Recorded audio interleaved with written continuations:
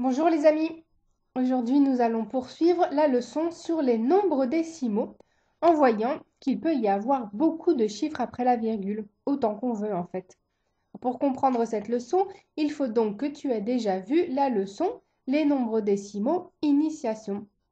Dans cette leçon, nous avons vu, tu te souviens, qu'un nombre décimal était composé d'une partie entière et d'une partie décimale afin d'exprimer une valeur entière plus des petits fragments supplémentaires d'unité.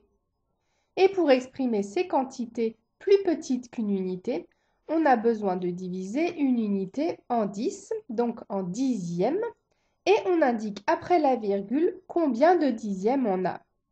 Mais si on a besoin d'exprimer des petits bouts encore plus petits que des dixièmes, alors on va toujours procéder de la même manière, en découpant un dixième en morceaux encore plus petits. C'est ce que nous allons voir maintenant. Prenons maintenant l'exemple de la règle graduée. On a déjà coupé une unité en 10 et pour avoir des morceaux encore plus petits, comme on travaille en base 10, on va encore couper un dixième en 10. Et cela donnera un fragment qui s'appelle un centième, car il y a 100 centièmes dans une unité. Et si je veux exprimer un morceau encore plus petit, il faudrait à nouveau que je coupe un centième en 10 morceaux. On va donc poursuivre notre tableau des classes vers la droite et les chiffres après la virgule expriment le nombre d'éléments toujours 10 fois plus petits les uns que les autres. Tu vois ici, en reprenant la représentation de l'unité comme un dé, cela revient à zoomer sur un petit dé et à considérer qu'une unité peut aussi être découpée en 10 mini-plaques, les dixièmes, ou 100 mini-bâtons, les centièmes, ou 1000 des miniatures, les millièmes. On peut alors indiquer le nombre de tout petits fragments que l'on veut. Par exemple, on pourrait imaginer un nombre qui exprimerait 1251 unités entières, plus 4 dixièmes, 6 centièmes et 3 millièmes. Et pour dire ce nombre, on dit le nombre entier, virgule, les décimales. Donc ici, 1251,463. Cela sous-entend 1251 unités et 463 millièmes.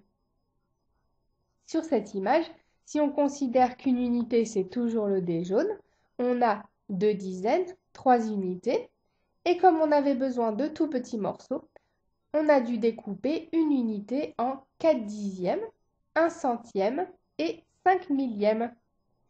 Il s'agit donc du nombre 23 unités et 415 millièmes que l'on appelle 23,415. Voilà. Alors quand on te parle de nombres décimaux, tu peux maintenant voir dans ta tête ce que cela représente. Par exemple, si je te dis 16,25, tu vois dans ta tête 16 unités, donc une dizaine et 6 unités, et 2 dixièmes et 5 centièmes, donc 16 unités et 25 centièmes. Très bien. Pour être sûr de t'en souvenir, photographie bien ce que représentent les décimales. Alors tu peux t'imaginer que tu dois couper une unité en morceaux. Si on la coupe en 10, on obtient des dixièmes. Ferme les yeux et vérifie que tu vois bien ce que c'est un dixième dans ta tête. C'est un découpé en 10, donc une mini plaque.